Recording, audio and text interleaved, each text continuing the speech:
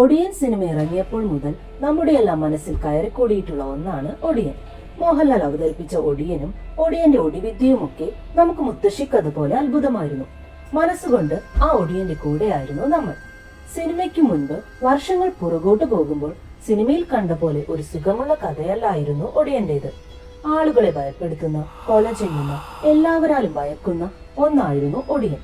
ചില പ്രത്യേക പച്ചമരുന്നുകൾ ശരീരത്തിന്റെ പ്രത്യേക ഭാഗങ്ങളിൽ പുരട്ടി മന്ത്രം ഉച്ചരിക്കുന്നതിനനുസരിച്ച് ഒടിയൻ കാള, പോത്ത്, നരി, മാൻ അല്ലെങ്കിൽ അവർ ആഗ്രഹിക്കുന്ന രൂപം ഏതാണോ അതിലേക്ക് സന്നിവേശിക്കും. ഇന്നത്തെ കൊട്ടേഷൻ സംഘങ്ങൾ പോലെ ആർക്കെങ്കിലും പണി കൊടുക്കാനോ അവരോടുള്ള വൈരാഗ്യം തീർക്കാനോ ഒടിയന്മാരെ ഉപയോഗിച്ചു പോന്നു. അതുമല്ലെങ്കിൽ ഒടിയൻ തന്നെ തനിക്ക് ആവശ്യം വരുമ്പോൾ മറ്റുള്ളവരെ ഉപദ്രവിച്ചിരുന്നു. ഇന്നത്തെ കത്തിയും തോക്കിനുമൊക്കെ പകരം മന്ത്രവും തന്ത്രവും അടങ്ങിയ ഒടിവിദ്യയായിരുന്നു അവരുടെ ആയുധം. ഒടിയനെ പേടിച്ച് സന്ധ്യ മയങ്ങിയാൽ ആളുകൾ പുറത്തിറങ്ങാൻ പോലും ഭയക്കുന്ന കാലം. ഒടിയന്റെ അടുത്ത ഇര താനാകുമോ എന്ന് ഭയപ്പെട്ടിരുന്ന മനുഷ്യർ. ഇന്നത്തെ പോലെ ഇലക്ട്രിസിറ്റി ഇല്ലാത്ത കാടുപിടിച്ച നടവഴികളിലും പാടവരമ്പത്തും ഇടവഴികളിലുമൊക്കെ എപ്പോൾ വേണമെങ്കിലും ആക്രമിക്കപ്പെടാം എന്ന ഭയത്തോടെ മനുഷ്യർ ജീവിക്കാൻ കാരണക്കാരായിരുന്നു ഒടിയന്മാർ.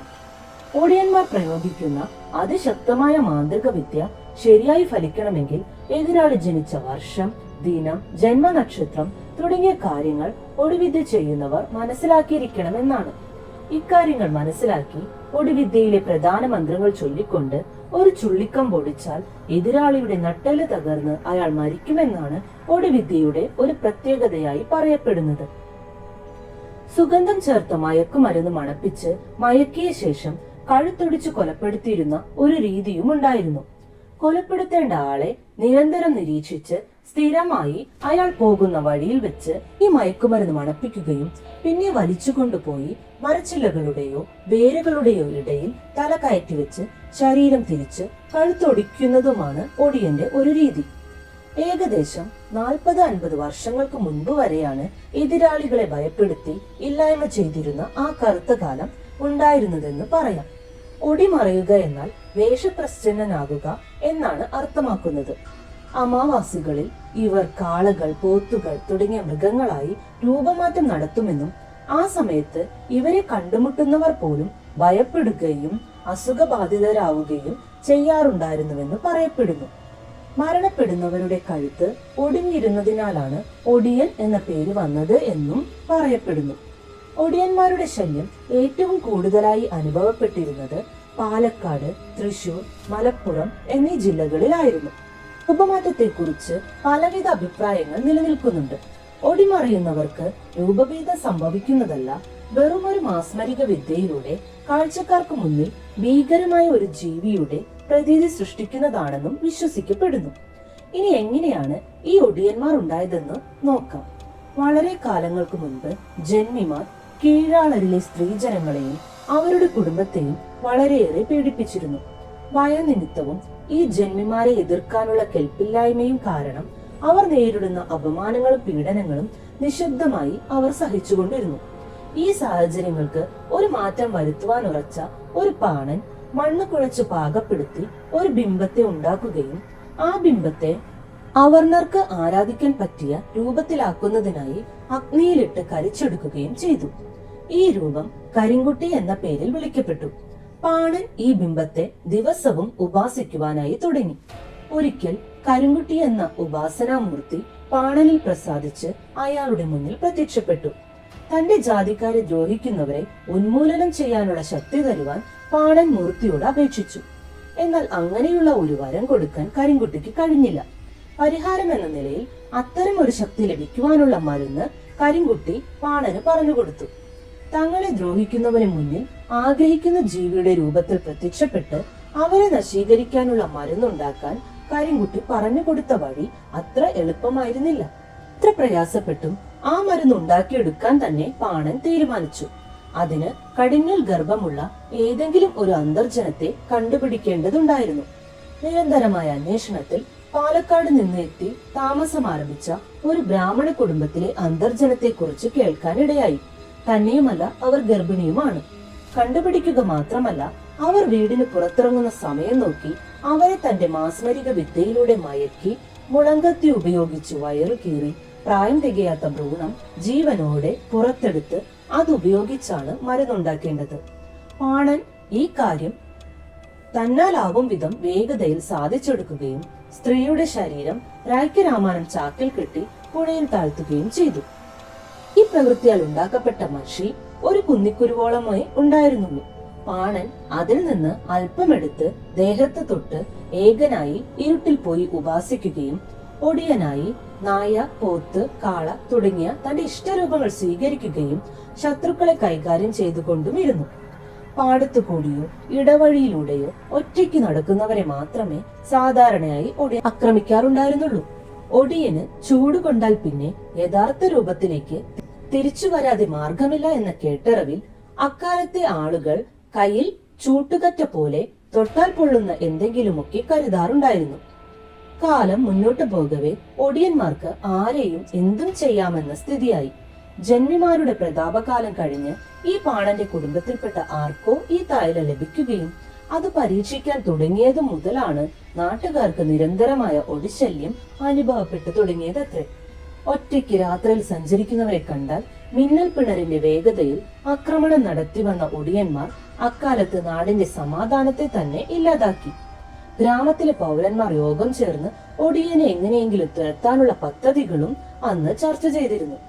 നിശയുടെ മറവിൽ അനുഷ്ഠാനപരമായ പ്രത്യേക പൂജകൾക്കു ശേഷം ഒടിയനാകുവാൻ തയ്യാറാക്കപ്പെട്ട ആൾ വിവസ്ത്രനായതിനു ശേഷം ഇരു ചെവികളിലും പിള്ളതൈലം അഥവാ പിണ്ണതൈലം എന്നറിയപ്പെടുന്ന മാന്ത്രിക മഷി പുരട്ടുന്നതോടെ അയാൾ കാളയായോ പോത്തായോ അവർ ആഗ്രഹിക്കുന്ന രീതിയിൽ രൂപമാറ്റം നടത്തുകയോ അതിനുശേഷം അദൃശ്യനാവുകയോ ആണ് ചെയ്യുന്നത്.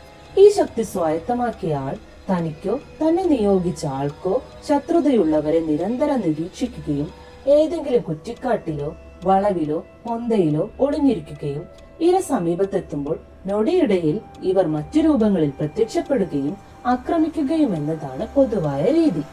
പെട്ടെന്നുള്ള ആക്രമണത്തിൽ ബോധം പോകുന്ന ഇരയുടെ മരണം ഉടനടിയോ അല്ലെങ്കിൽ പേടിച്ചു പനി പിടിച്ച് ബോധം മറന്നോ സംഭവിക്കുന്നു. ഒടിമറയിലിനുള്ള മാന്ത്രിക മരുന്നായി കരുതപ്പെട്ടിരുന്ന പിള്ളതൈലം തയ്യാറാക്കുന്നത് ഒരു പ്രത്യേക രീതിയിലായിരുന്നു. ജന്മിമാരുടെ തറവാടുകളിലെ ആദ്യ ഗർഭിണികളായ സ്ത്രീകളുമായി ഒടിയ കുടികളിലെ സ്ത്രീകൾ സമ്പർക്കം സ്ഥാപിക്കുകയും അങ്ങനെ സമ്പർക്കം സ്ഥാപിക്കുന്ന ഒടിയ കുടികളിലെ സ്ത്രീകൾ ജന്മി തറവാടുകളിലെ സ്ത്രീകളുടെ കാല് തടവിക്കൊണ്ടിരിക്കുന്നതിനിടയിൽ ചില മർമ്മപ്രയോഗങ്ങളിലൂടെ ഗർഭിണികളുടെ ഗർഭം അലസിപ്പിക്കുന്നതായും അങ്ങനെ മാന്ത്രിക വിദ്യയിലൂടെ ഗർഭിണികളെ ആത്മഹത്യക്ക് പ്രേരിപ്പിച്ചിരുന്നതായുമൊക്കെ പഴങ്കഥകളിലുണ്ട്. അങ്ങനെ ഗർഭിണിയായിരിക്കെ ആത്മഹത്യ ചെയ്യുന്ന സ്ത്രീകളുടെ മൃതശരീരത്തിൽ നിന്നും ശേഖരിക്കുന്ന ഗർഭസ്ഥ ശിശുവിന്റെ ശരീരം വാറ്റിയെടുത്തുണ്ടാക്കുന്നതായിരുന്നത്രേ ഈ മരുന്ന്.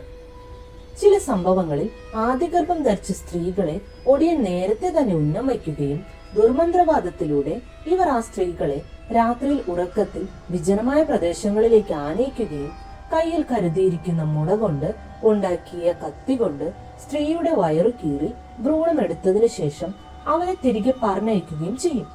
ഇങ്ങനെ തിരികെ പോകുന്ന സ്ത്രീകൾ അടുത്ത പ്രഭാതത്തിൽ കിടക്കയിൽ മരിച്ചു കിടക്കുകയാണ് പതിവ്.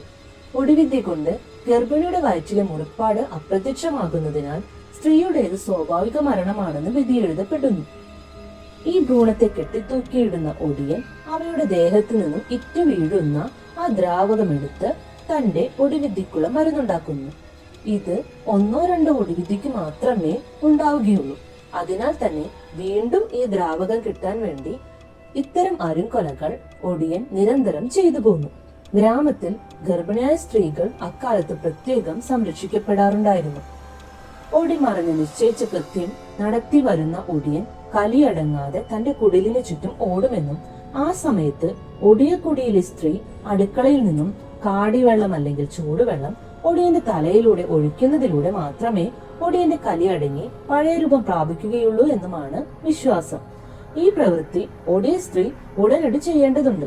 അല്ലാത്ത പക്ഷം കലിയടങ്ങാത്ത ഒടിയൻ തന്റെ സ്വന്തം കുടുംബത്തിലെ സ്ത്രീയെയും ക്രൂരമായി വലിച്ചു കീറി കൊന്നിരുന്നത്രേ. പണ്ട് കാലത്ത് ഒടിയൻ വേഷം കെട്ടി രാത്രി ആരെങ്കിലും ഓടിക്കാൻ വേണ്ടി പുറപ്പെട്ടു പോയാൽ അയാൾ തിരിച്ചു വരുന്നതുവരെ പാണന്റെ ഭാര്യ ഉറക്കമിളച്ച് ചൂടുവെള്ളമോ കാടിവെള്ളമോ തിളപ്പിച്ച് കാത്തിരിക്കും. ഒടിയനെ സ്വന്തം ചെവിപ്പുറകിൽ സൂക്ഷിച്ചിരിക്കുന്ന മരുന്നെടുത്ത് മാറ്റിയാൽ പരസഹായമില്ലാതെയും രൂപമാറ്റം നടത്താമെന്ന മറ്റൊരു വിശ്വാസവുമുണ്ട്. ഒടിയന്മാർക്ക് അസാധാരണമായ കാഴ്ചശക്തിയുണ്ടെന്നും വിശ്വസിക്കപ്പെടുന്നു. നത്ത് അഥവാ മൂങ്ങയുടെ തലയിൽ നിന്നുണ്ടാക്കുന്ന ഒരു പ്രത്യേക മഷി കണ്ണിൽ പുരട്ടി അവർ രാത്രിയിലെ കാഴ്ചശക്തി നേടിയിരുന്നുവത്രേ. ഒടിയൻ മൃഗങ്ങളുടെ രൂപമാണ് എടുക്കുന്നതെങ്കിൽ നല്ല നിരീക്ഷണ പാടവമുള്ളവർക്ക് ഒടിയനെ നിഷ്പ്രയാസം കണ്ടുപിടിക്കാൻ കഴിയും. ഒരു കാളയുടെ രൂപമാണെങ്കിൽ ആ കാളക്കൂറ്റിന് ഒരു കൊമ്പിന്റെ കുറവോ കാലിന്റെ കുറവോ അല്ലെങ്കിൽ വാലോ ഇല്ലായിരിക്കും. ഉപപരിണാമത്തിൽ ഒടിയന് 100% ആ രൂപം നേടാൻ സാധിക്കില്ല എന്നാണ് പറയപ്പെടുന്നത്. ഇത്തരം നിരീക്ഷണങ്ങളിലൂടെ സമർത്ഥരായ മാന്ത്രികന്മാർ ഒടിയന്മാരെ കണ്ടെത്തിയിരുന്നു. ഒരു അതിസമർത്ഥനായ മാന്ത്രികൻ പണ്ടുകാലത്തൊരിക്കൽ അർദ്ധരാത്രി വീട്ടിലേക്ക് മടങ്ങി വരുമ്പോൾ മുൻപിൽ 2 കാളകൾ പ്രത്യക്ഷപ്പെട്ടു. മാന്ത്രികന്റെ സൂക്ഷ്മ നിരീക്ഷണത്തിൽ ആ കാളകൾക്ക് അംഗവൈകല്യം ഉണ്ടായിരുന്നു. ആ മാന്ത്രികൻ തൽക്ഷണം കാളകളെ ബന്ധിക്കുകയും ചെവിയിലെ ദ്രാവകം തുടച്ചു കളയുകയും ചെയ്തപ്പോൾ കാളകളുടെ സ്ഥാനത്ത് 2 നഗ്നരായ മനുഷ്യരെയാണ് കാണുവാൻ സാധിച്ചത്. ഇങ്ങനെ ധീരന്മാരായ ചിലർ മൃഗമായി വരുന്ന ഒടിയനെ തിരിച്ചാക്രമിക്കുകയും മരുന്നെടുത്തു മാറ്റി തൽസ്വരൂപത്തിൽ പിടികൂടിയ കഥകളും ധാരാളമായി കേൾക്കാം. അസാമാന്യ ധൈര്യമുള്ളവർ ഒടിയന്റെ മുന്നിൽ അകപ്പെട്ടാൽ തിരിഞ്ഞോടുകയോ ഭയപ്പെടുകയോ ചെയ്യാറില്ല. ഒടിയനെ എതിരിടാനായി അവർ തങ്ങളുടെ വസ്ത്രങ്ങളെല്ലാം അഴിച്ച് നഗ്നനായി ഒടിയനെ വലം വയ്ക്കുകയും കളം വരച്ച് മുഖത്താനടിക്കുകയും ചെയ്യുന്നു. ഈ അവസരത്തിൽ ഒടിയന്റെ വായിലുള്ള മാന്ത്രിക മരുന്ന് തെറിച്ച് പുറത്തേക്ക് പോകും. ഈ മന്ത്രമറിയാവുന്നവരുടെ അടുത്തേക്കാണ് ഒടിയൻ വരുന്നതെങ്കിൽ വൃത്താകൃതിയിൽ കളം വരയ്ക്കുകയും അതിൽ മന്ത്രം ചൊല്ലി കത്തികുത്തുമ്പോൾ പുലരുന്നതുവരെ ഒടിയന് അതിൽ നിന്നും യാതൊരു കാരണവശാലും രക്ഷപ്പെടാൻ കഴിയില്ല. സൂര്യൻ ഉദിച്ചാൽ ഒടിയൻ മൃഗരൂപം വെടിയുകയും സ്വശരീരത്തിലേക്ക് മാറുകയും ചെയ്യും. പണ്ട് കാലത്ത് കാളയുടെ രൂപത്തിലെത്തുന്ന ഒടിയന്മാരെ മാന്ത്രിക വിദ്യ അറിയാവുന്ന കാരണവന്മാർ നേരം പുലരുന്നതുവരെ നിലമുഴുത ശേഷം മാപ്പ് കൊടുത്ത് തിരിച്ചയക്കാറുണ്ടായിരുന്നു അത്രേ. മൃഗങ്ങളുടെ കൊമ്പ്, തോൽ എന്നിവ ഉപയോഗിച്ച് വേഷപ്രച്ഛന്നനായി എതിരാളികളെ ഭയപ്പെടുത്തുകയും ഒളിച്ചിരുന്ന് ആക്രമിക്കുകയും ചെയ്യുന്ന ഗുണ്ടായുസത്തിന് ദിവ്യത്വം വരുത്താനുണ്ടാക്കിയ കഥകളായിരിക്കാം ഇത് എന്ന് ചിലർ അഭിപ്രായപ്പെടുന്നു. പീഡകരായ വ്യക്തികളെ നേരിട്ട് എതിർക്കാനാവാത്ത അവസ്ഥയിൽ അധസ്ഥിത വിഭാഗക്കാരുടെ അവസാന രക്ഷാമാർഗമായി രൂപപ്പെടുത്തിയതായിരിക്കാം ഒടിവിദ്യയെന്നും പറയുന്നു. കാലക്രമേണ ഇതിന്റെ ഉദ്ദേശ ലക്ഷ്യങ്ങൾ മാറി മാറി വന്നു. ഏതൊരാളെയും പേടിപ്പിക്കുകയും ആക്രമിക്കുകയും കൊല്ലുകയും ചെയ്യുകയെന്ന ആധുനിക കൊട്ടേഷൻ ഗുണ്ടകളുടെ രീതിയുടെ പഴയ രൂപമാണ് ഒടിവിദ്യ എന്ന് നിസ്സംശയം പറയാം. 1930കളിൽ കേരളത്തിലുടനീളമുള്ള പ്രദേശങ്ങളിൽ ഒട്ടേറെ ഒടിയൻ കൊലപാതകങ്ങൾ നടന്നിരുന്നു. കേരളത്തിൽ വൈദ്യുതി വെളിച്ചം എത്തുന്നതിന് മുൻപുള്ള കാലം ഗ്രാമങ്ങളിലെ വലിയ പേടിസ്വപ്നങ്ങളിൽ ഒന്നായിരുന്നു ഒടിയന്മാർ. പിൽക്കാലത്ത് വൈദ്യുതി വിളക്കുകളുടെ അരങ്ങേറ്റത്തോടെ ഒടിയന്മാർ രംഗം വിട്ടിരുന്നു പറയാം.